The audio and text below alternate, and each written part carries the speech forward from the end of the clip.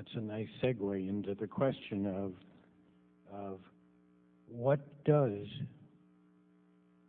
that change mean for the United States?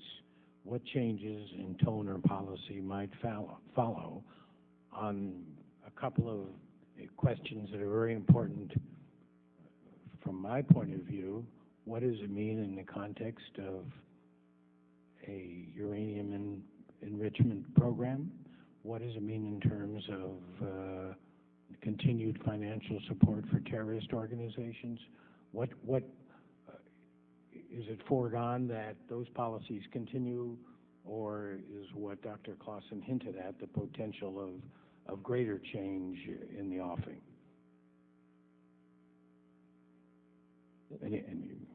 You know, when the confrontation between Israel and Gaza occurred, Iran did virtually nothing, virtually said nothing.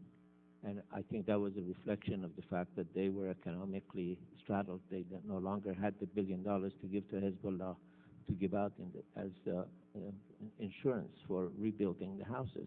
But when we think about sanctions, unless the sanctions are crippling, the sanctions have also a positive point for the regime. The regime has used the sanction as an excuse to cover its economic incompetence. It keeps blaming the United States for these problems.